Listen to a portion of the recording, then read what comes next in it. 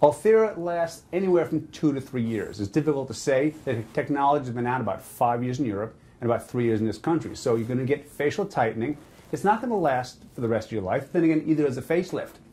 So you can get at least 2 to 3 years result. You'll see the maximum result around 6 months' time. All procedures have potential risks. The most common risk of Ulthera is you may feel some tingling of the face, some numbness for a couple of days. Some patients feel like they almost have like a workout, like your face is achy for a few days. Rarely you get a little bit of swelling, so you may look a little puffy for a few days. Also, a little bit of black and blue. Again, but all these are usually minor. We don't treat people with underlying neurologic conditions. We also don't treat patients with nerve injuries or nerve problems. Ulthera may have discomfort during a treatment. We treat patients using oral analgesics such as Vicodin, with and without Valium. It helps relax the patient so you tolerate it. We've never had a patient stop treatment because there's too much discomfort. By using oral Valium and Vicodin, they're relaxed. Sometimes do what's called a regional block. I can block the nerves to the forehead, super open nerve, nerve to the cheek, nerve to the chin, and nerve to the neck. So combined with oral sedation, we can get a nice, comfortable patient. Patients say with this treatment, the pain level is on the average 2 to 3 out of 10, 10 being the maximum amount of pain. Ulthera is a great treatment for people who had a facelift, want a little bit more tightening, and aren't ready for another procedure.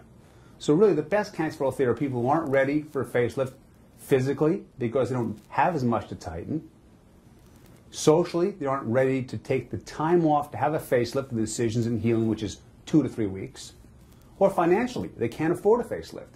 So all these are your best candidates for Ulthera treatment.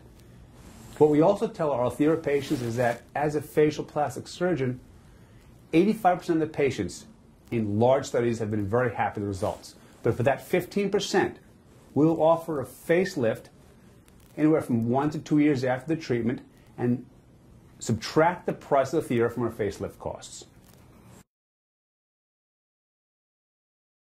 Ulthera is a great complement to facial fillers because we're treating areas that aren't being filled. We commonly treat the cheeks, the pre-jowl area, the temples with filler, even nasolabial folds. But we're tightening up along the jaw where we're not getting filler, up laterally along the cheeks, in areas up in the forehead. The areas we're treating are generally not over the areas of filler. If we're going to treat patients with filler, we prefer to do the filler first, just to be on the safe side, because if any time overlaps, we're not treating with the ultrasound.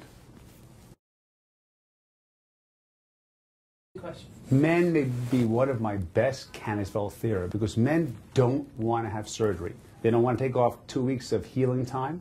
They don't want black and blue. They don't want any chance of visible incisions. Now, a facelift should be barely visible. The incisions are hidden in front of the ear in the crease, inside the ear here, and back in the ear. But in a man, because you have thick bearded skin, that no matter how good you are, you're still moving it right next to the ear, to the trained eye, you can notice that there is certainly a texture difference at the facelift incision.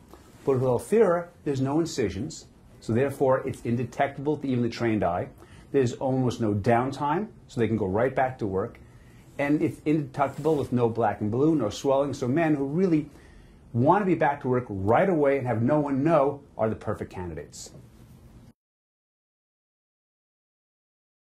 Ulthera can treat patients from 30s to 80s.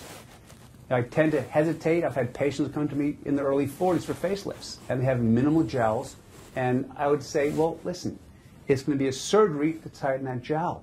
Even patients in their 30s. Now, I have never done a facelift in someone under 40, but Ulthera, there are people who tend to have some jowling, some lax to the jawline, lax to the neck, dropping the brow. That may be great candidates for Ulthera, who I would never think of doing a facelift on or a brow lift on yet.